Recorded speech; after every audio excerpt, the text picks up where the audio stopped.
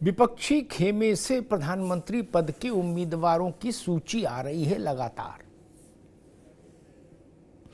वो सूची बढ़ती जा रही है। लगभग जितने घटक दल हैं उसमें INDIA में, उनमें से अधिकांश ने अपने अपने नेता को प्रधानमंत्री पद के लिए प्रोजेक्ट कर दिया। बस RJD ने अभी नहीं ये कहा कि भाई लालू जी या तेजस्वी यादव या तेज प्रताप यादव, अन्यथा सबने कह दिया। ममता जी की पार्टी ने भी कह दिया कि मैं ममता जी को बनाओ। उद्धव ठाकरे की पार्टी ने कहा कि उद्धव जी, अखिलेश जी की पार्टी ने कहा अखिलेश जी, आम आदमी पार्टी ने कहा केजरीवाल जी, जनता दल यूनाइटेड ने कहा नीतीश बाबू। और अब तो मुंबई में पोस्टर भी लग गए, देश मांगे नीतीश। बात सीधी है, साफ है कि भैया अब हमको इधर चाहिए व्यवस्था। अखिलेश जी ने भी कह दिया कि भाई उत्तर प्रदेश की भूमिका सबसे बड़ी है, चूंकि 80 सीटें हैं, इस बात को समझ लीजिए सब लोग। इसका मतलब कि 20 सीट वाले, 30 सीट वाले, 40 सीट वाले राज्यों के ने छत्रप उत्तर प्रदेश के छत्रप से मुकाबला कैसे कर सकते हैं, ऐसा उनके वक्तव्य से समझ आता है। इसलिए उस कुर्सी पर समाजवादी पार्टी के अध्यक्ष के नाते उनकी दावेदारी बड़ी है और ज्यादा मजबूत है। बनेगा नहीं बनेगा कौन, ये तो तब तय होगा जब पहले ये हो जाए 272 आ गए। लेकिन ये दावेदारी रोचक होती जा रही है। और मुझे एक है तो अपने वक्तव्यों के चलते लगातार बवाल में रहते हैं, उत्तर प्रदेश के संभल इलाके से लोकसभा के सदस्य हैं, बुजुर्ग नेता हैं शफीकुर रहमान वर्क। सपा बसपा में तमाम पार्टियों में रहते आए, घूमते आए, इस वक्त सपा में। वर्क साहब ने एक बात कही कि भाई अगर प्रधानमंत्री कौन होगा इस पर चर्चा ज्यादा करोगे और इसमें किसी का नाम आगे बढ़ाओगे, किसी का पीछे करोगे, तो ये एकता नहीं बनेगी, ये सिराजा बिखर जाएगा, फूट पड़ जाएगी। ये सलाह है बुजुर्ग वर्क की। लेकिन अब उत्साह पर भी नियंत्रण नहीं होता। और जब कुर्सी प्रधानमंत्री की हो तो आखिर उस पर दावेदारी छोड़कर विदेह और बीतरागी कौन हो सकता है भला? फिर सियासत करने किस लिए आए? फिर तो कहीं धुनी नहीं न मारे होते। सियासत भी करें और प्रधानमंत्री कुर्सी की ओर भी न देखें तो क्या करेंगे? तो इसके मायने क्या हैं? कौन बनेगा प्रधानमंत्री? क्या इसके लिए कोई कंपटीशन होगा? पर्ची निकाली जाएगी क्या विपक्षी शिविर में? संयोजक कौन हो INDIA का, उस पर चर्चा नहीं। एक संयोजक हो या कई संयोजक हो, क्षेत्र आधारित, क्षेत्रवार, इस पर चर्चा अभी तक स्पष्टता नहीं। लेकिन प्रधानमंत्री कौन बने, इसके लिए 5-6 नाम बाजार में चल रहे हैं और उनके नेता अपने अपने नेता के नाम के पीछे पूरी ताकत झोंके पड़े हैं। और अगर आप नेता से पूछ लो तो नेता कहता ना जी हम किसी रेस में नहीं हैं, हम तो देश बचाने के लिए आए हैं, संविधान बचाने के लिए, लोकतंत्र बचाने के लिए और कानून का राज बचाने के लिए, आदि आदि आदि। लेकिन चेले ताल ठोक रहे हैं और खुलेआम मैदान जंग में ताल ठोक रहे हैं कि ना हमारा ही आदमी दूल्हा बनेगा बारात में। अब दूल्हे कई, बाराती से ज्यादा दूल्हे। सत्ता सुंदरी एक, सत्ता एक, प्रधानमंत्री की कुर्सी एक। बात बनेगी तो कैसे बनेगी? ये बड़े सवाल हैं। और उत्तर प्रदेश को अगर हम लोग दिमाग में रखें तो यहाँ एक और भी सवाल खड़ा होता है कि क्या उत्तर प्रदेश में विपक्षी शिविर की ओर से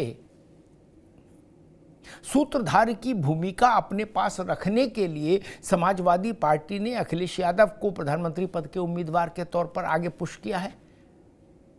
भाई तोप मांगो तो बंदूक का लाइसेंस तो मिल ही जाता है, ये भी एक मसला है।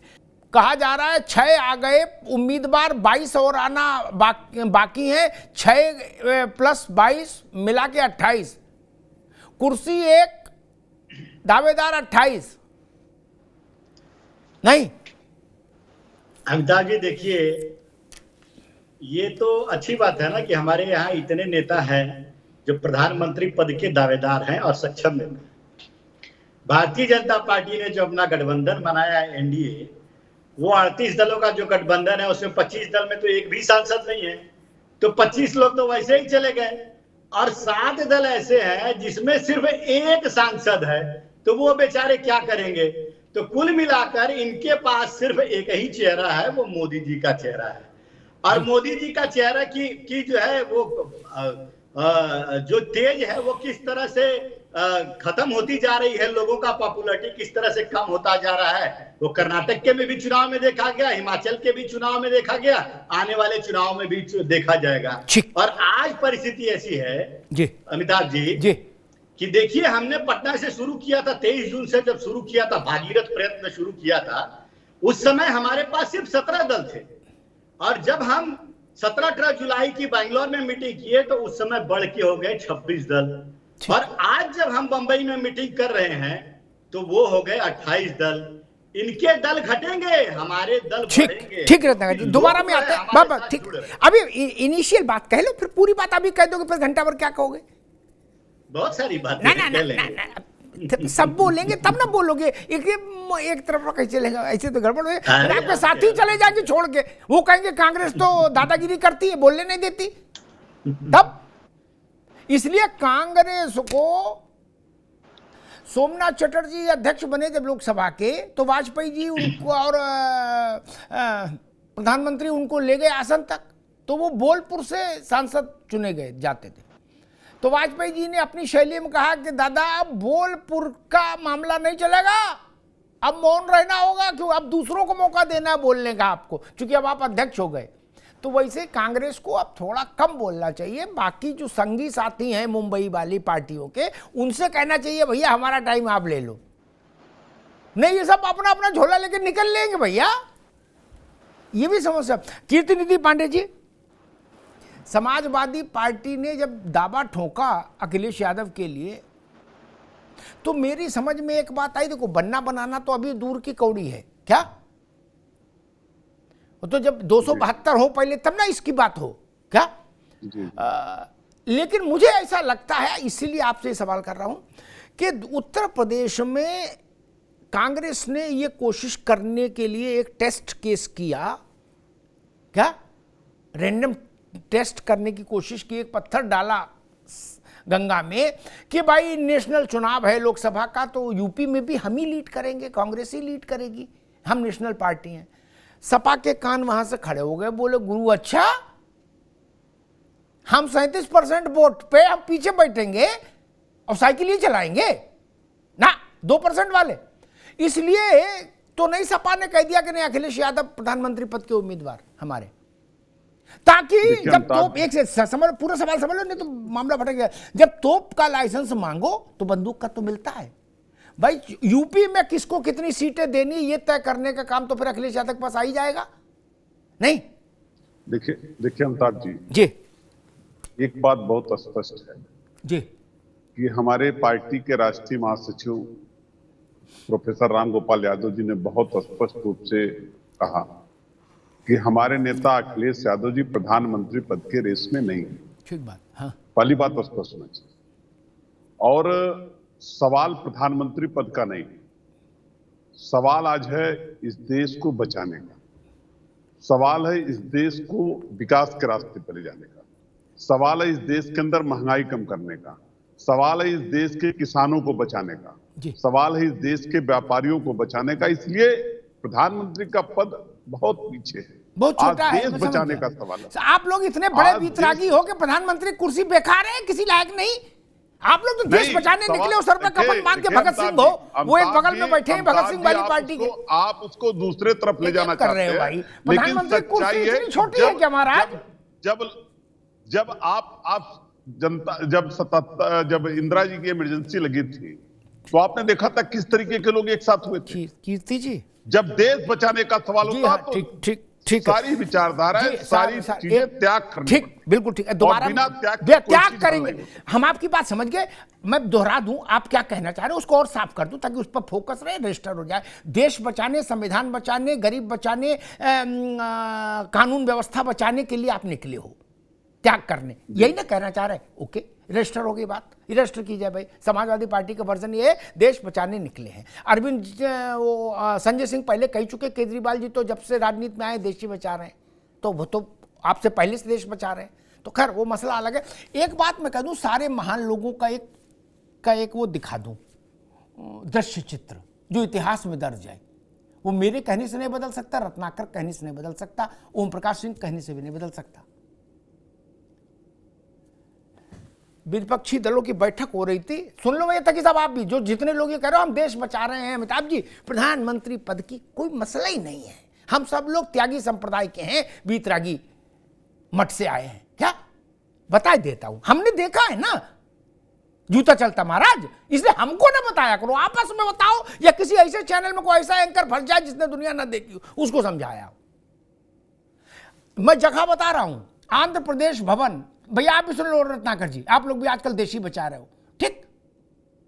वहां मूपनार, ज्योति बसु, सुरजीत, सब बढ़ के, चंद्रबाबू, सब बढ़ के नेता, लालू प्रसाद और मुलायम सिंह यादव, क्या अखिलेश जी के पिताजी, क्या? और ये बात हमको सुरजीत ने बताई, मुलायम सिंह ने इंडोर्स की बाद में, इसलिए ये नहीं गूगल वाली नहीं है। क्या सुरजीत ने कहा कि भाई हम लोगों में ये राय बन रही है कि मुलायम सिंह को मौका दिया जाए, पिछड़े वर्ग से हैं और देश के सबसे बड़े सूबे के नेता हैं और मजबूत आदमी है। मूपनार ने इंडोर्स किया, ज्योति बाबू ने इंडोर्स किया। दूसरे जो देश बचाने वाले थे, एक तो जो प्रस्ताव रख रहे थे वो भी देश ही बचा रहे थे, दूसरे परम देश बचाने वाले थे आदरणीय लालू जी, वो खड़े हुए, उनने कहा मुलायम हमको मंजूर नहीं। सुन लीजिए कीर्तन जी, ये गठबंधन अभी टूटता हो तत्काल टूट जाए, हम जा रहे हैं बाहर और बाहर घोषणा कर देते हैं हम बाहर आए, इससे नहीं चलेगा। लोगों ने कहा बैठो बैठो, तुम्हें हमारी कसम। क्या लालू का हमको कोई भी आदमी चलेगा, मुलायम नहीं चलेंगे।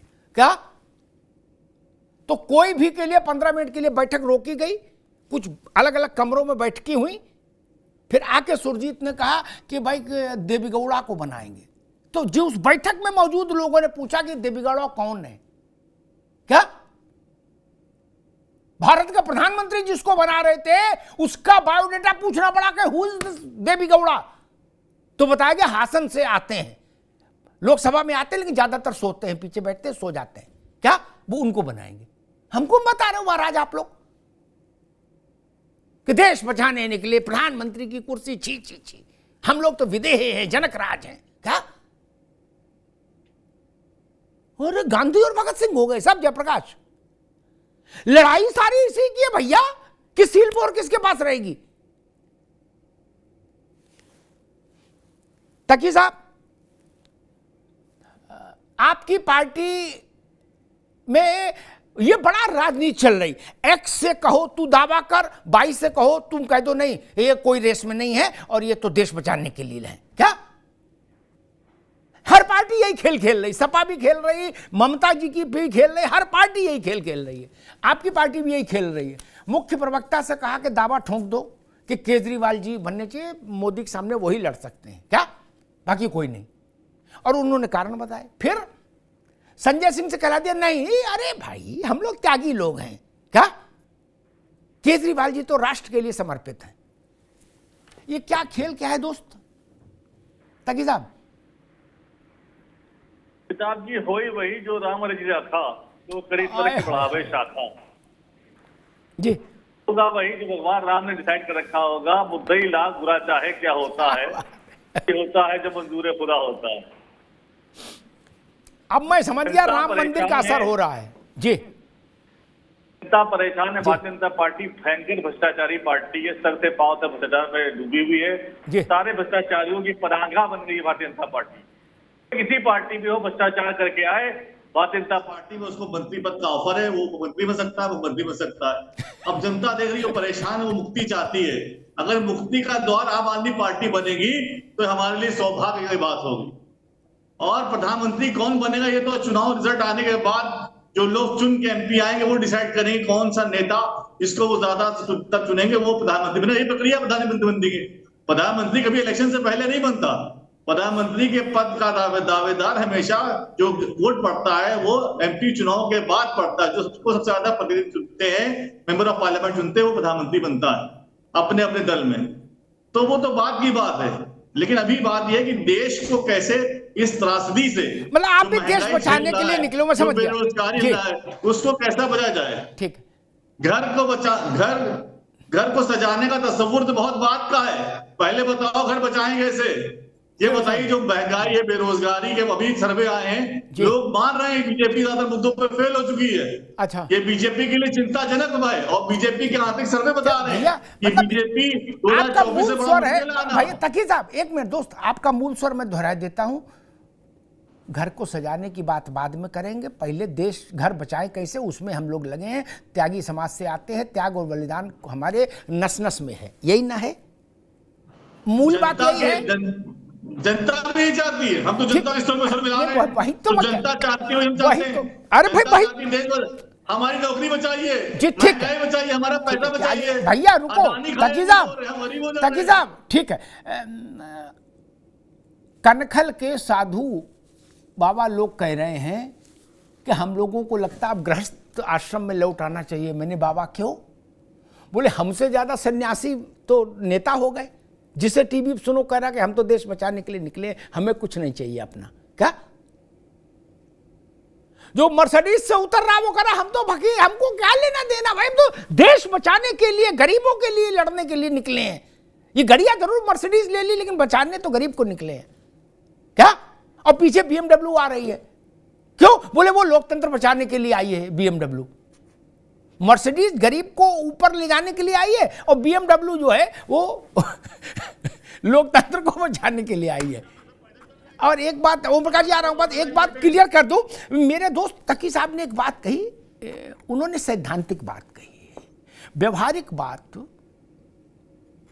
प्रधानमंत्री और मुख्यमंत्री कभी जीते हुए सांसद और विधायक नहीं चुनते।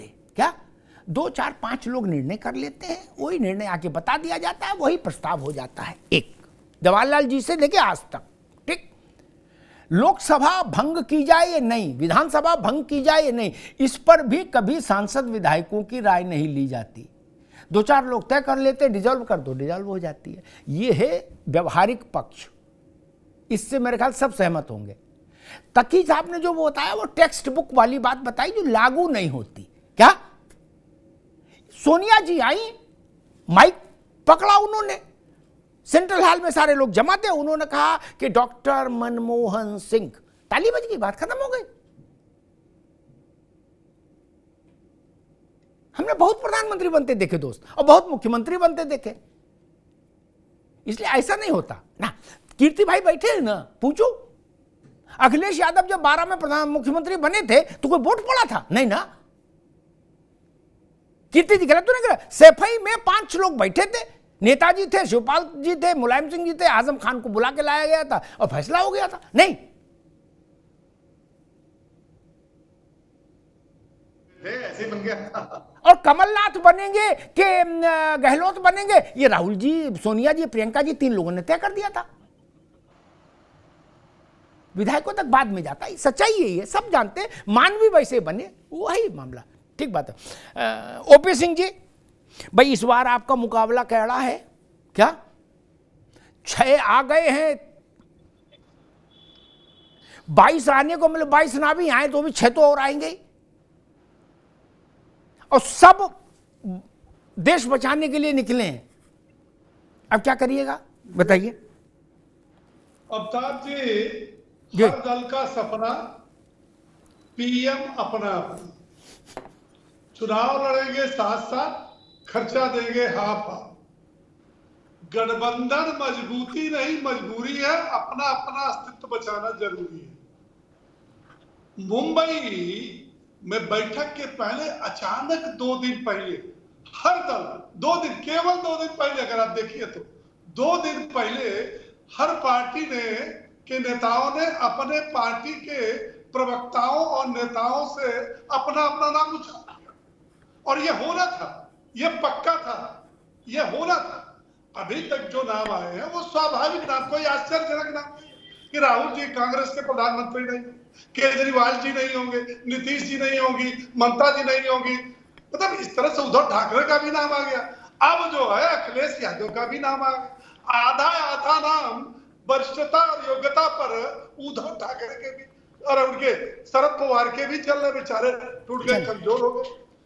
देखिए तीनों बैठक में एक बात तो तय हो गई, कुछ तय हो या ना हो, संयोजक तय हो ना हो, कोई नीति तय हो ना हो, कोई नियम तय हो ना हो, नेतृत्व तय हो ना, नारा जो पहली मीटिंग में तय हुआ वो नारा बरकरार है। हम समझते किसी पर नारा पर लड़ेंगे, मोदी को हटाना है और देश को बचाना है। देश डूब रहा है क्योंकि हम बहुत ईमानदार हैं और कई 100 करोड़ रुपए का गरीब आदमी 250 से 1000 रुपए का पैंट शर्ट पहनता हूं और कई 100 करोड़ का अपना बंगला सजाया, इटली से कमोड, फ्रांस से पर्दा।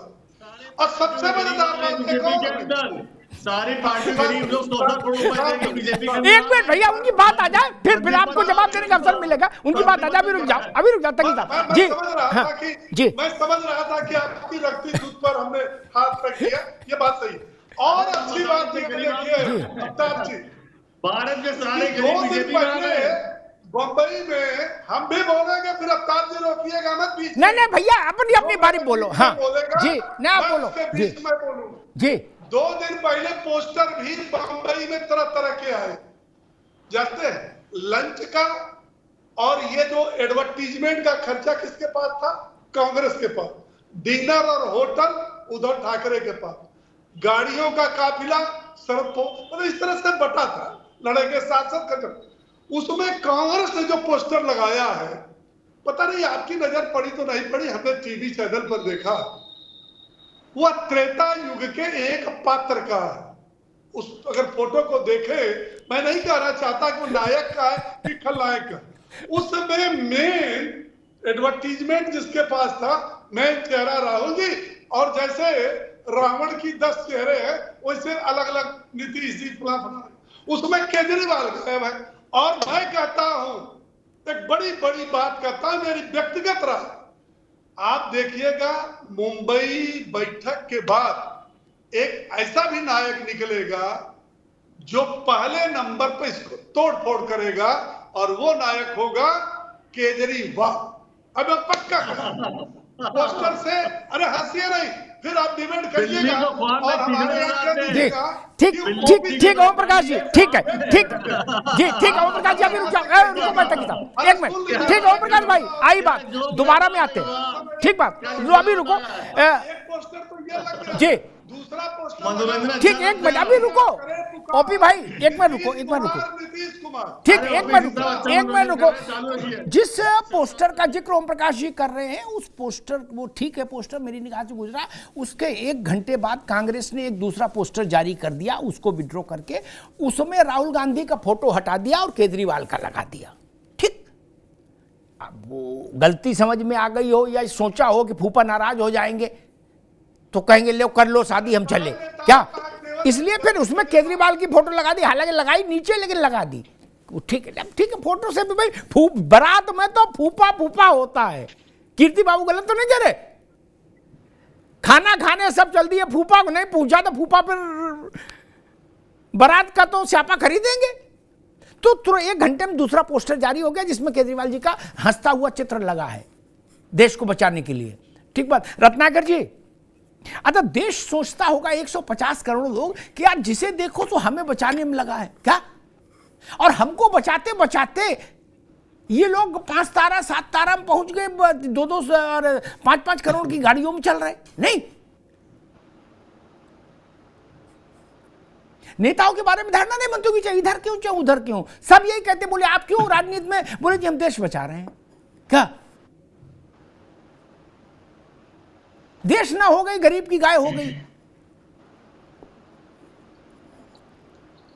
जी जी अमिताभ जतनाकर जी।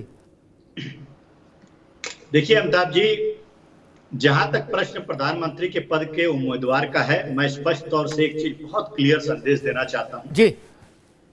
किसी भी पार्टी का कोई भी शीर्ष नेतृत्व अपने आप को आधिकारिक रूप से प्रधानमंत्री पद का दावेदारी पेश नहीं किया है। ना ही गठबंधन की जो इंडिया गठबंधन की जो 2 बैठकें हुई है या तीसरी बैठक हो रही है, उसमें किसी भी व्यक्ति को आधिकारिक रूप से प्रधानमंत्री का दावेदार घोषित किया गया। प्रधानमंत्री पद के दावेदारी पे हमारी कोई चर्चा ही नहीं। हमारी चर्चा सिर्फ इस बात पे है कि हम जो है 2024 में भारतीय जनता पार्टी को, फिर से मैं रिपीट करूंगा आपकी बातों को, देश कैसे बचाया जाए भारतीय जनता पार्टी से, कैसे संविधान को, जो संविधान बदलने की इनकी कवायद की कोशिश की जा रही है, उससे कैसे निजात दिलाया जाए, कैसे लोकतंत्र की रक्षा की जाए, इससे जो है ये हमारा मुख्य मुद्दा है। चेहरा हमारा कोई मुद्दा नहीं है। दूसरी चीज ओपी सिंह कह रहे थे, मैं थोड़ा सा समझ लूंगा। ओपी सिंह जी कह रहे थे कि दावा कर रहे थे कई थे कि ये मीटिंग के बाद जो है देखिएगा ऐसा हो जाएगा। ये इनकी गलती नहीं है, ये भारतीय जनता पार्टी के, चाहे ओपी सिंह जी हो चाहे अमित शाह हो। अमित शाह तो सदन में ही कह रहे थे कि देखिएगा ये जो अभी मानसून सत्र के बाद जो है आम आदमी पार्टी अपना इंडिया गठबंधन से हट जाएगी, अलग हो जाएगी। हुआ क्या? हुआ न क्या? नहीं हुआ ना। वैसे ही एपी सिंह भी दावेदारी कर रहे हैं। ये लोग सिर्फ जानते हैं, ये लोग सिर्फ लोगों में एक ऐसा भ्रम फैलाना चाहते हैं जिसमें कि इंडिया गठबंधन कमजोर है। ठीक है, इंडिया नहीं मजबूत भाई, कोई आपको आप मजबूत मानिए अपने। ठीक है ठीक है रत्नाकर भाई, अभी रुकना होगा। ये पेट में दर्द इनके क्यों हो रहा है? ठीक है, उनके पेट में दर्द, ठीक बात है क्यों हो रहा है, लेकिन मैं कांग्रेस को एक बात जरूर कहूंगा, पिछले 50 वर्षों के अनुभवों को देखते हुए भारत की राजनीति के गठबंधन के मामलों को कृपा करके बहुत बड़ा गारंटी मत लीजिए। क्या फिर चेहरा बचाना मुश्किल हो जाता। पहले ये जो तोड़फोड़ चलती थी तब उतना मीडिया एक्सपोजर नहीं था, अब तो हाई हो जाती 5 मिनट में। गारंटी नहीं लो, ये कहो कि हमारे सब लोग अच्छे सब साथ रहेंगे, बहुत मत ताल ठोको। अभी चुनाव घंटी बजने तो दो यार, सितंबर के पहले हफ्ते में अनाउंसमेंट है, राजस्थान, मध्य प्रदेश, छत्तीसगढ़ का, तेलंगाना का, देख लेना एकता कहां है। इतनी बातें मत करो ना बड़ी बड़ी यार, हमको भी मालूम है जन्नत कहां है, आपको भी मालूम है कि बाद में चेहरा बचाना मुश्किल हो जाए, जवाब देना मुश्किल हो जाए, जब रायपुर में गरजेंगे अरविंद केजरीवाल कि भूपेश बघेल भ्रष्ट है, तो आप कौन सा इंडिया लेके कहां घूमोगे? तब क्या देश बचाओगे? तब संभव राजस्थान में कहेंगे कि निकम्मा है मुख्यमंत्री कांग्रेस का अरविंद केजरीवाल, तो आप कोई भी मंच हो क्या बोलोगे? तब कौन सा देश बचाओगे, कौन सा संविधान बचाओगे? हम तो अरविंद जी को ही कोट कर रहे, तकी साहब को भी नहीं कोट कर रहे। उनसे बड़ा नेता तो कोई नहीं आम आदमी पार्टी में, नहीं ना। और जब अभी मध्य प्रदेश में कीर्ति निधि पांडे जी के 10 उम्मीदवार लड़ रहे हैं, तो वहां ये क्या ये कहेंगे कि कांग्रेस को वोट दो? नहीं ना, ये तो कहेंगे शिवराज और कमलनाथ दोनों भ्रष्ट हैं, तभी ना अपने लिए वोट मांगेंगे। 10 सेकंड इसलिए आप दोबारा मांगे, इसलिए मैं कह रहा हूं उतनी गारंटी ना लो भैया। शरद पवार एक दिन में 3 दफे स्विंग कर रहे हैं, एक दिन में 3 दफे, ये भी ध्यान रखिए मित्र। कीर्ति निधि पांडे जी, क्षेत्रीय दल कब पनपे? तब पनपे जब कांग्रेस कमजोर हुई राज्यों में। ठीक, इतिहास देख लीजिए पूरे भारत में। कांग्रेस मजबूत हो जाएगी तो उसकी पहली कैजुअलिटी होती है क्षेत्रीय दल खत्म हो जाते हैं। ठीक, लड़ाई होगी बीजेपी कांग्रेस। ठीक, मुझे याद है कि मुलायम सिंह जी ने कहा, आपकी पार्टी के उदाहरण दूंगा ताकि समझने में आसानी रहे। आपकी पार्टी के दोनों बड़े नेता, आपने अभी रामगोपाल जी का नाम लिया था, नीतीश, चौटाला, ये सब लोग आए नेताजी के पास और बोले भाई एक बना लेते हैं समूह, क्या आप उसके हेड हो जाओ, क्या यूपी बिहार सब उसमें आ जाएगा, हरियाणा।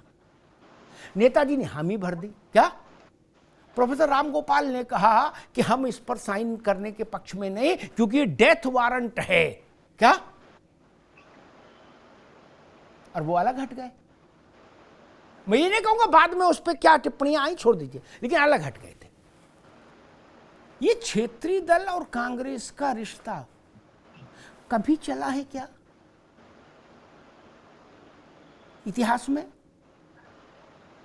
पांडे जी, जहां कांग्रेस मजबूत हुई वहां क्षेत्रीय दल खत्म हो गया, और जहां क्षेत्रीय दल मजबूत हुआ वहां कांग्रेस खत्म हो गई। अमिताभ जी, आप बहुत senior reporter. OP Singh ji Bhajpa के प्रवक्ता हैं, लगातार भ्रष्टाचार की बात कर रहे थे। जब भारतीय जनता पार्टी भ्रष्टाचार की बात करती है तो मोदी वाशिंग पाउडर भूल जाती है कि जो रख करके अजीत पवार जी को, नारायण राणे जी को, हेमंत बिस्वा शर्मा जी को, शुभेंदु अधिकारी जी को जिस वाशिंग पाउडर से नीट एंड क्लीन करके अपने साथ रखे हैं, वो भ्रष्टाचार इनको और इनके प्रधानमंत्री को नहीं दिखता। दूसरी बात जो आप कर रहे हैं, क्या मैंने एक उदाहरण दिया इमरजेंसी का। इमरजेंसी के दौरान जयप्रकाश जी के नेतृत्व में क्या आरएसएस तो मुस्लिम लीग एक साथ नहीं लड़े? क्या उसके बाद कभी रहे लोग एक साथ? आज देश को जरूरत है सबकी, और जरूरत इसलिए नहीं है, 2014 में भी मोदी जी ने अलायंस करके ही सरकार बनाई थी, और सरकार बनाया था तब मोदी जी देश के प्रधानमंत्री पद के उम्मीदवार नहीं थे, भारतीय जनता पार्टी के संयोजक बनाए, प्रचार प्रसार के संयोजक बनाए गए थे, प्रचार प्रसार समिति।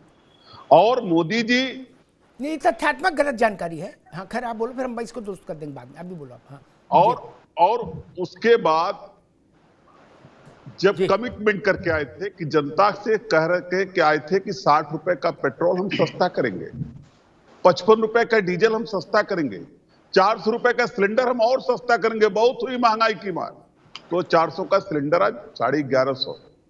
और 10 साल की सरकार पूरा होने पे पहली बार देश के माननीय प्रधानमंत्री जी को मन की बात करते करते पहली बार देश की बहनों का याद आया, ओणम त्योहार याद आया।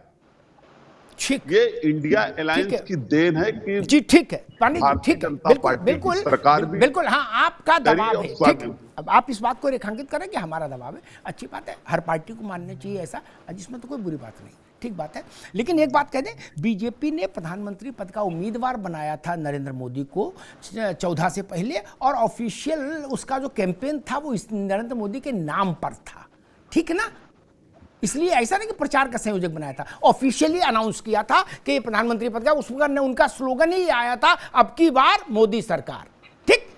इसलिए ये थोड़ा सा तथ्यात्मक विचलन है, इसको दुरुस्त कर लीजिए, बाकी ठीक बात है, हर पार्टी को अपनी बात कहने का अधिकार है। तकी साहब, मतलब देश बचाने के लिए तो आप कोई भी बलिदान देने को तैयार हैं, इसे तो मैंने बोल दिया क्या, लेकिन इसमें एक विनम्र वो मेरा है कि मतलब राजस्थान, तेलंगाना और मध्य प्रदेश और छत्तीसगढ़ में भी देश ही बचाएंगे या वहां कुछ और बचाना है या कुछ और जलाना है जी? क्योंकि पहले तो छोटा इम्तिहान होगा, फिर बड़ा होगा, नवंबर में हो जाएगा यहाँ इम्तिहान 3 राज्यों में, क्या फिर बड़ा इम्तिहान होगा। तकी साहब, अमिताभ जी बिल्ली को ख्वाब में छींचड़ा ही नजर आते हैं। बीजेपी के लोग जब सोते हैं उनको दिखता है ख्वाब में कि इंडिया गठबंधन छूट गया, कोई अच्छी भी कर देता है तो कहते देखिए अच्छी कर रहे हैं, इसका मतलब इंडिया अच्छा नहीं लगा, वरना अच्छा क्यों कर, अच्छी क्यों करते, कुछ और कहते। तो ज्यादा सारा ध्यान, सारा जोर इंडिया पे है और अपने नीचे से जमीन सरक रही है उसका अंदाजा नहीं। अभी आप जो आप चुनाव की बात कर रहे हैं, चुनाव हो जाने दीजिए और आचार संहिता लग जाने दीजिए। देखिए यदि सरकारें ईडी के दम पे, सीबीआई के दम पे, इनकम टैक्स के दम पे चल रही है, वो सारी सरकारें रातों रात बन जाएंगी और बीजेपी को समझ में आएगा क्या हो रहा है। ये सब अभी डंडे का डर है, सीबीआई ईडी से धमका रहे हैं, वरना इनकी हालत जमीन सरक चुकी है और जनता ये डिसाइड कर चुकी है भारत की कि इस बार बीजेपी को केंद्र से हटाना है और जनता की सरकार। ये चुनाव भारत की आम जनता वर्सेस नरेंद्र मोदी है, ये चुनाव भारत की आम जनता वर्सेस भ्रष्टाचार है, ये चुनाव भारत की आम जनता वर्सेस महंगाई है, ये जनता के अधिकारों की लड़ाई है, जनता की लड़ाई वर्सेस एक आदमी को चुनने की, अदानी को अमीर नहीं बनाना है। उनके विजन में कभी सब पूरी जनता भैया मैं समझ गया, ये जनता का चुनाव है, जनता लड़ेगी। जब 200 रुपए गैस के कम हो सकते तो वो गैस सिलेंडर 400 मिल सकता भैया, ठीक है, एक हम समझ गए, जनता की लड़ाई जनता लड़ रही है। लेकिन एक बात और मैं थोड़ी सी दुरुस्त कर दूं, अगर ऐसी खुशफहमी, क्योंकि भाई मेरे तो सब मित्र हो, कांग्रेस हो, भाजपा हो, सपा हो, आम आदमी हो, कोई आदमी, सब मेरे दोस्त, सबको मैं मुफ्त राय दूंगा। जो अगर मान लीजिए रत्नाकर भाई, पांडे जी और तकी भाई सब कह रहा हूं, बाकी जो सुन रहे हैं उनको बता रहा हूं, इस गलत फहमी में मत रहना, इस भ्रम में भी मत रहना। आचार संहिता, अरे सुन लो भैया, अभी हाथ मत उठाओ, आचार संहिता लगने से ED, CBI, income tax, police, कचहरी, इन पे ताला लग जाता है। इस भ्रम से बाहर आ जाओ। वोटिंग से एक रात, तकी साहब, हमने वोटिंग से एक रात पहले भी आप लठिया के बंद किए जा सकते हैं। अरे हम भी खाली बंद नहीं, लठिया के बंद किए जा सकते हैं वोटिंग से एक रात पहले, और वोटिंग वाले दिन भी किए जा सकते हैं भगवान का नाम लेकर। सरकारें चल रही, कहीं रोक नहीं है भैया, महाराज की सरकार गिरेगी, कहीं रोक नहीं, मैं बता तो रहा हूं। इसी गलत फहमी में फिर मारे जाओगे आप लोग, जब आपको बीमारी नहीं पता, करे जी आचार संहिता लगे, अरे कुछ नहीं होगा। सरकारें चल रही है भ्रष्टाचार के दम पे, ईडी के दम पे। तकी साहब, मैंने कहा ना, मैंने निवेदन किया, आप देखो, आप लोग क्या है, अब जानबूझ के करते हो तो मैं नहीं कह सकता, लेकिन मैं तो चूंकि सरल आदमी हूं इसलिए ये नहीं कहूंगा कि जानबूझ के आप करते हो। आपने कहा कि हमने कागज देख लिए, सत्येंद्र बिल्कुल नीट एंड क्लीन है, वो आज तक वहां फिजियोथेरेपी करा रहे। फिर आपने कहा मनीष सिसोदिया को हाथ लगा के दिखाओ कोई माई का लाल हो, ये भगत सिंह है, मनीष भगत सिंह, वो भगत सिंह आज तक जेल में है, जमानत नहीं पा रहे। बहुत कुछ इधर सरकार बदली है, कहाँ आप सबको चढ़वा दे रहे सूली भैया। बीजेपी के लोग बाहर ओपी सिंह जी वो कह रहे, भाई विपक्षी दल के लोग कह रहे हैं कि एक बार आचार संहिता बस लग जाए, उसके बाद फिर तुम मेरी चाल देखो। वो कह रहे भाई सबको आपने डरा के अपने साथ बना रखा है, आचार संहिता लगते ही ये लोग विटामिन डी का इंजेक्शन लेके एकदम सशक्त हो जाएंगे सब, और फिर आपके डर से बाहर आ जाएंगे, ऐसा कह रहे हैं। ऐसा आफ्ताब जी, देश की आजादी के बाद जितने भी चुनाव होंगे शायद पहली बार आचार संहिता लगेगी, इसके पहले आचार संहिता लगा होगा नहीं। सवाल इस बात का है कि इस चैनल पर जितने लोग बैठे हैं, हम भी, चाहे कांग्रेस, बसपा और ये आप पार्टी, कोई तो ऐसा नहीं कह सकता कि हमारी सरकार देश और प्रदेश में नहीं रही। हम भी कहते हैं केंद्र में 9 साल रही, उत्तर प्रदेश में पहले जो थी 6 साल से लगातार है। ये हमारे रत्नाकर जी भी कहेंगे कि साहब हमने भी देश में 60 साल 75 साल में हमने राज चलाया है, हमने इस देश को बचाया है। और हमारे कीर्तिरथ पांडे कहेंगे भैया उत्तर प्रदेश में 4 बार हमारी सरकार है। और टकी साहब बैठे हैं, भाई पंजाब में, दिल्ली में सरकार है, लेकिन घात लगाए बैठे हैं होशियार छत्तीसगढ़, मध्य प्रदेश। उधर जो है कांग्रेस जो है कह रही है खबरदार, जहां केजरीवाल वहां हम नहीं। समाजवादी पार्टी ने ऐलान कर दिया कि भैया कांग्रेस के लोग सुनो, मेरी 37% है वोट है, तुम्हारा 2%, 2 तुम्हारी पुश्तैनी सीट है, रायबरेली और अमेठी, 2 और ले लो, फतेहपुर सीकरी और कांकेर। ममता बनर्जी ने कहा है आपको कि यहाँ कांग्रेस का क्या है, 2 सीटें 42 में 2, 80 में 4। अच्छा समाजवादी पार्टी, समाजवादी पार्टी, अरे भैया आप बोलो, आपकी आवाज आ रही है। ओपी सिंह जी आपकी आवाज आ रही है, आप बोलो जी। बीजेपी ज्यादातर कर रही है, ठीक है जी, समाजवादी पार्टी में इतनी बात भाई अभी केवल ओपी सिंह जी जी कि उत्तर प्रदेश में लोकसभा में 3रे नंबर की पार्टी, आप समझ गए, समाजवादी पार्टी। इनका रेशियो 14 से 19 तक 5-5 का है। 14 में से भाई खानदान 4 एकत्र, 19 में जो है बहन मायावती के साथ 5-5 का रेशियो चल रहा है। मेरे कहने का मतलब ये है कि आरोप प्रत्यारोप हम चैनल पर लगा करके अपनी पार्टी की बाय कर सकते हैं, हम भी कर सकते हैं। हम देश बचाने के लिए, लोकतंत्र बचाने के लिए, गरीबी हटाने के लिए, गरीबों के कल्याण के लिए, कौन कितना गरीबों का ख्याल रख रहा है अगर तथ्य परक किसी में बात करा दीजिए और कहिए सारा डिबेट बंद।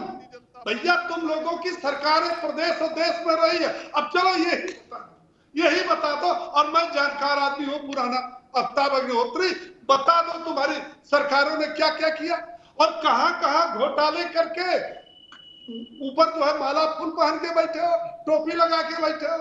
तो जनता ऐसा नहीं ये सब चीजों को देखती, पहले ये देखती है इस पार्टी का नेतृत्व कौन कर रहा है, प्रदेश का नेतृत्व कौन करेगा। अच्छा ये पार्टी अगर आई तो देश में नेतृत्व कौन करेगा। अच्छा देश में नेतृत्व करेगा तो क्या वो नेता आज के जमाने में विश्वसनीय है।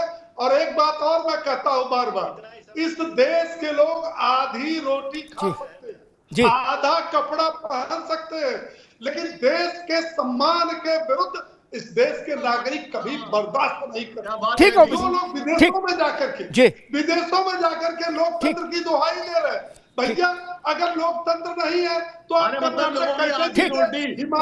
ओपी सिंह जी अभी रुकना होगा। ठीक है, अभी रुको मोहम्मद तकी, अभी रुकिए, ओपी सिंह अभी रुकिए, अभी सब क्या कीर्ति निधि जी।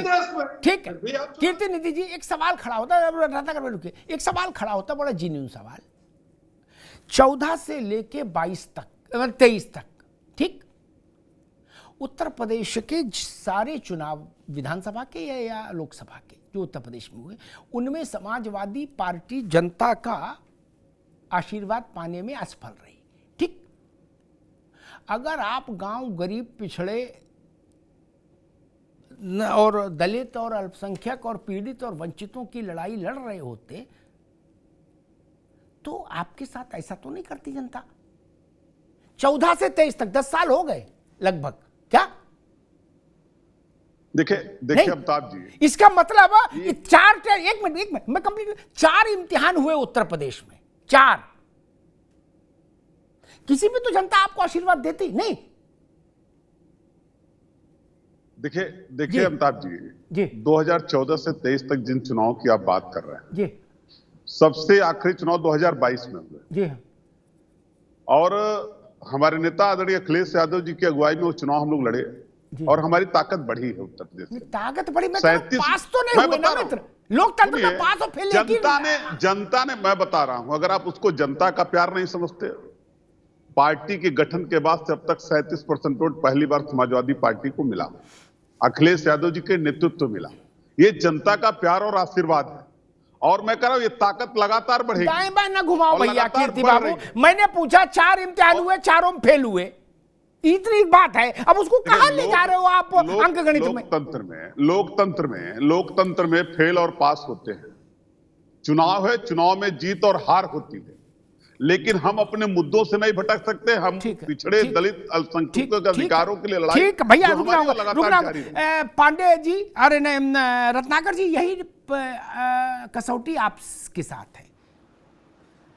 गरीबों के लिए, लोकतंत्र के लिए, संविधान के लिए, लोकशाही के लिए, पिछड़ों के लिए, वंचितों के लिए, अल्पसंख्यकों के लिए, आदिवासियों के लिए, गिरिवासियों के लिए, वनवासियों के लिए आप लड़ रहे हैं। ठीक, वोट क्यों नहीं मिलता? यही लोग तो वोट डालते हैं, और वोट क्या अमेरिका वाले डालते हैं आके? जिनके आप चैंपियन हैं, खुद मुख्तार हैं, वही लोग तो वोट डालते हैं। 25 करोड़ की आबादी उत्तर प्रदेश में, 16-17 करोड़ मेरे ख्याल से वोटर होगा, और आपका वोट 2% पर आके सिमट गया। राहुल गांधी चुनाव हार गए। यहां गरीब नहीं, यहां वंचित नहीं, यहां दलित नहीं, यहां पिछड़े नहीं, यहां मुसलमान नहीं, जिनकी लड़ाई आप लड़ते हैं, कह रहे हैं कि हम उनकी लड़ाई लड़ते हैं। रत्नाकर जी, अमिताभ जी, देखिए ये लोकतंत्र है और लोकतंत्र में जीत और हार होती रहती है। कभी हम तो इसकी चर्चा ना करें, जीत हार की। हाँ, सुन लीजिए, आप बात सुन लीजिए, अब मुझे दूसरा ही समय दीजिएगा प्लीज, रिक्वेस्ट है मेरा जी। जिस तरह से ये लोकतंत्र है, जीत और हार होती है। कभी हम भी 400 पार थे और कभी भारतीय जनता पार्टी भी 2 पर सिमट गई थी। तो निश्चित रूप से ये बदलाव होता है, और कहीं भी कोई अगर इस लोकतंत्र में और सत्ता को कोई परमानेंट अपना बपौती समझता है तो सबसे बड़ा मूर्ख है वो। ये जनता जो है किसी को प्यार उड़ेल देती है और वह सत्तासीन कर देती है। कभी उसको कोई अगर काम नहीं कर पाया है तो उसको सत्ता से बेदखल कर देती है। निश्चित रूप से 10 साल हम लोग सत्ता से बेदखल थे, लेकिन आने वाले चुनाव में जनता ने जिस जो है मैं कह लूं भारतीय जनता पार्टी के हमारे जो शीर्ष नेतृत्व हैं, मोदी जी जिस तरह से उन्होंने जुमलेबाजी की है, जिस तरह से लोगों को गुमराह करने का काम किया है, निश्चित रूप से जनता जो है कुछ समय के लिए भ्रमित हो गई। ये 10 साल का पीरियड जो है जनता ने देखा कि किस तरह से महंगाई और बेरोजगारी से लोग जूझे, लेकिन आज फिर जनता, आज मैं बिहार का एक उदाहरण दे देता हूं। सी वोटर का सर्वे जो आया है, अभी 2 दिन पहले सर्वे आया है, उसमें क्या निकला है सर्वे में? 40 सीटों में से 26 सीट इंडिया गठबंधन जीत रही है और 14 सीट जो है सिर्फ एनडीए के खाते में है, जबकि पिछले चुनाव में देखेंगे तो 40 सीट में 39 सीट जो है पूरा इन लोगों के गठबंधन में था, जिसमें मैं जेडीयू को भी मिला देता हूं। लेकिन इस बार भारतीय जनता पार्टी खुद से 10 सीट कम होगी और ये पूर्वोत्तर में कहते हैं कि हमारा वर्चस्व है और पूर्वोत्तर के बदौलत ये चुनाव जीतने की कोशिश कर रहे हैं, लेकिन पूर्वोत्तर में इनकी मिट्टी पलीद होगी। अब मैं उत्तर प्रदेश की बात एक उदाहरण, आपने कहा कि 2%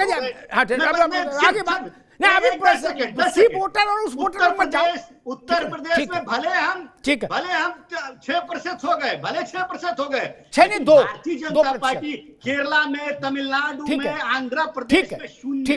रुकना होगा, नागर जी को रोकिए। पूरे साउथ में ये शून्य होंगे। ठीक, कांग्रेस की समझ पर मुझे कई बार संकोच होता है, तरस तो नहीं कहूंगा, संकोच होता है।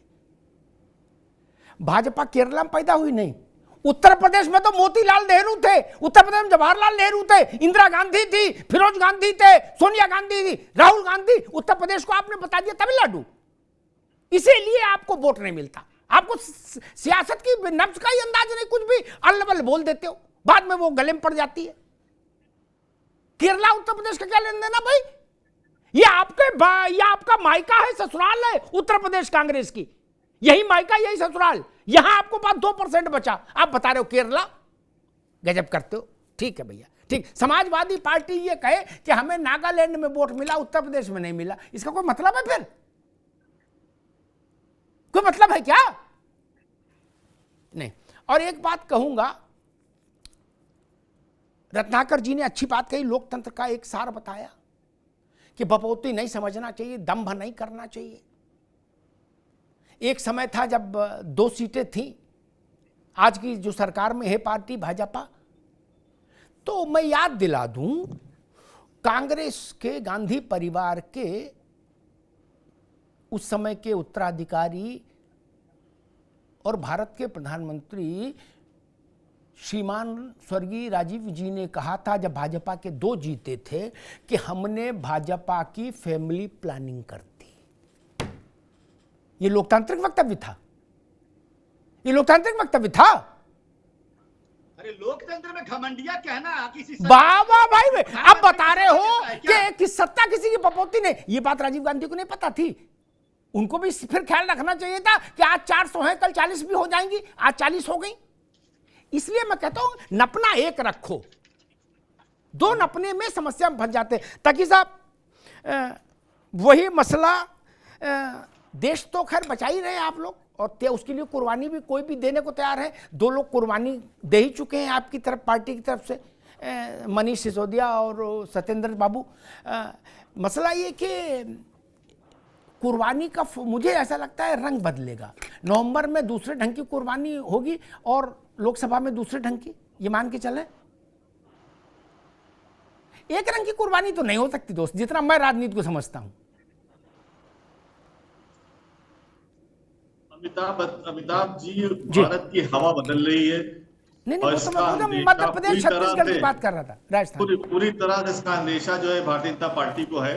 अभी ओपी सिंह साहब आपका मनोरंजन तो बहुत कर देंगे, लेकिन तार्किक बात कभी नहीं कर पाएंगे। इनसे आंकड़ों की बात करिए, उसमें फंस जाएंगे ये, लेकिन बातें बड़ी अच्छी कर लेंगे और आपको मनोरंजन कर देंगे।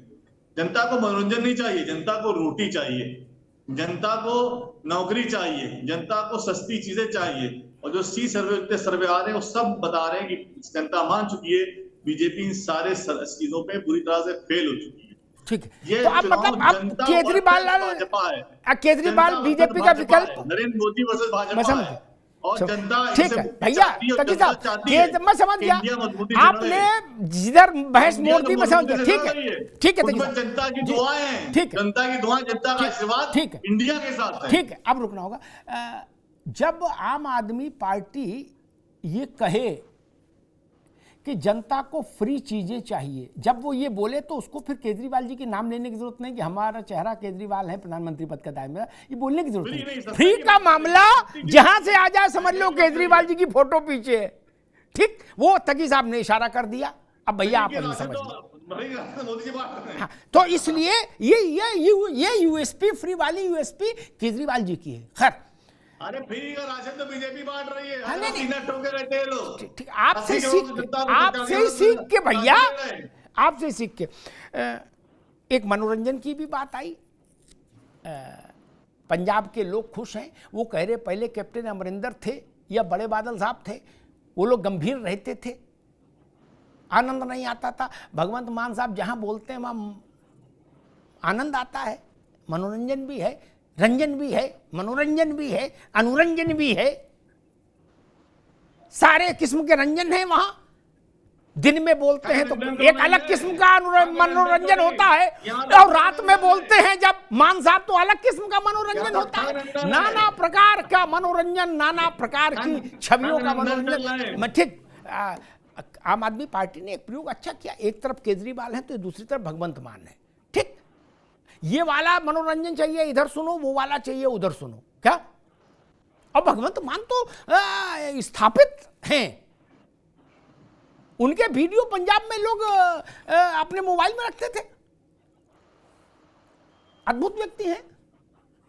इसीलिए मैंने कहा दिन में कुछ और, शाम को कुछ और, अलग अलग ध्यान की अवस्थाएं हैं उनकी, आनंद ही आनंद है। खैर, मसला ये कि जनता, ये नहीं कि भाजपा और कांग्रेस, अगर आज कांग्रेस मजबूत पार्टी होती देश में और फिर गठबंधन में जा रही होती, एक बेस उसका बड़ा होता, तो जनता का भरोसा भी ज्यादा होता, अपेक्षा करता। कमजोर बेस के साथ, जैसे मैं एक उदाहरण दूं, मेरे तो उदाहरण बिल्कुल जमीन के होंगे, वो किताबी नहीं। फल की टोकरी बनवाओ कीर्ति भाई, है दुकान पे जाके कहीं देने के लिए, अंगूर से नहीं बंधेगी, चीकू से नहीं बंधेगी, लीची से नहीं बंधेगी, टोकरी नहीं बंधेगी ना। बीच में एक तरबूज रखना पड़ेगा या अनानास, ठीक है ना, उसके इर्द गिर्द ये अंगूर चीकू सब टिक जाएंगे। क्या कांग्रेस तरबूज या अनानास जितनी मजबूत नहीं है, ये व्यवहारिक सच है भाई। 22 लोग जगन रेड्डी की पार्टी के लोकसभा में हैं, 40, 42, 44 कांग्रेस के हैं, सोच सकते हैं आप। इसलिए आपका जो नैतिक सत्ता है ना, वो कमजोर हो जाती है। और यही स्थिति 77 में हुई थी, जब जयप्रकाश जी जैसे राजनीतिक संत की अगुवाई थी। उसके बाद क्या हुआ? चरण सिंह, जगजीवन राम, बहुगुणा, मुरारजी, वाजपेयी, अडवाणी, क्या हुआ?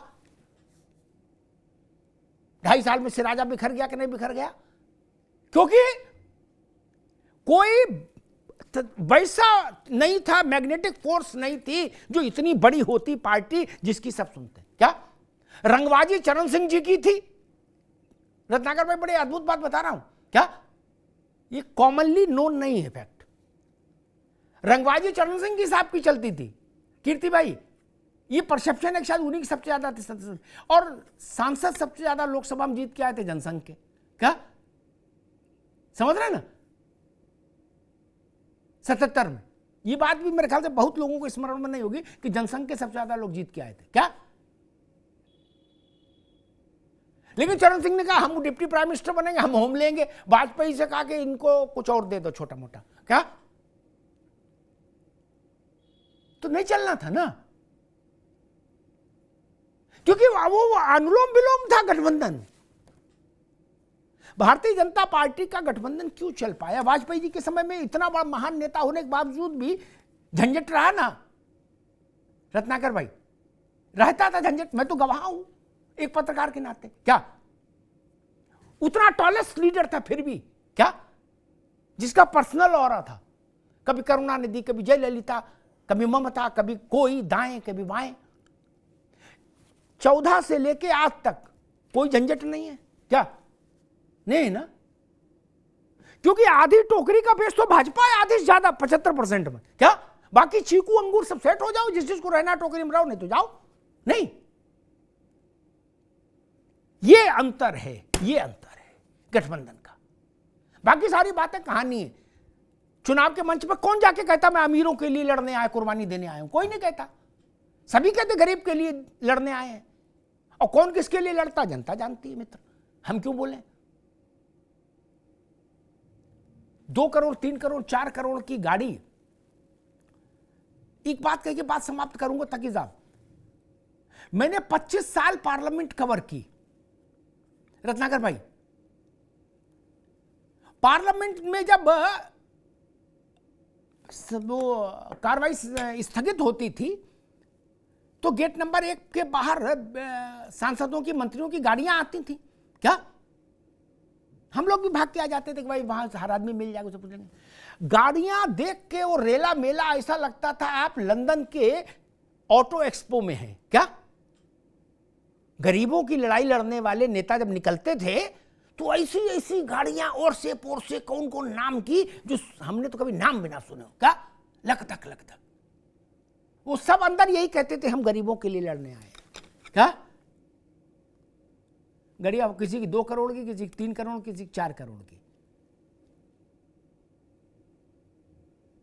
विष्णुकांत शास्त्री और चतुरानंद मिश्रा जैसे लोग बहुत कम थे जो पैदल पैदल बीपी हाउस चले जाते थे पीछे से। क्या वो भी सब गरीबों के लिए लड़ रहे हैं ना। और जो बात अभी इन्होंने कही थी ओपी सिंह ने, ठीक है वो तंज है, लेकिन बात तो गलत नहीं। हमको सुबह की दैनिक क्रिया के बाद धोने के लिए पानी चाहिए, उसके लिए भी रिमोट वाला सिस्टम लगा दिए। क्या कि उसमें टेम्परेचर सेट करेंगे।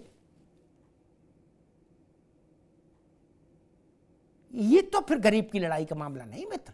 क्या आपके घर के पर्दे भी रिमोट से खुल रहे हैं और बंद हो रहे हैं। गलत कह रहा हूं क्या कीर्ति बाबू, बताओ। गरीब आदमी जब ऐसे चित्र देखता होगा तो उसके मन पे क्या गुजरती होगी? नहीं, क्या गुजरती होगी? अरे जो लोग लूना पर नहीं चलते थे वो 5-5 करोड़ की गाड़ियों पर चल रहे हैं कि नहीं चल रहे हैं? चल रहे हैं ना। उनकी तनख्वाहें तो कभी इतनी नहीं रही, उनका कोई उद्योग धंधा भी नहीं है, खेती उनके पास थी नहीं, परिवार गरीब था, पैसा आया कहां से? काम कोई किया नहीं, खेती थी नहीं, तनख्वाह हमको मालूम है सांसद की कितनी, विधायक की कितनी। 15 एकड़ में कोठी कैसे बन जाती है, कोठी के अंदर हेलीपैड कैसे बन जाता है। ये गरीब का मसला नहीं। इसलिए ये कहना भैया सब लोग बंद करो कि गरीब के लिए हम अपनी जान दे रहे हैं। ये कहिए हम चुनाव लड़ने आए हैं, चुनावी राजनीति करना चाहते हैं, ठीक है, अच्छी बात है। और राजनीति इसलिए भी अच्छी है, लालू जी की तबीयत देखिए कितनी खराब थी।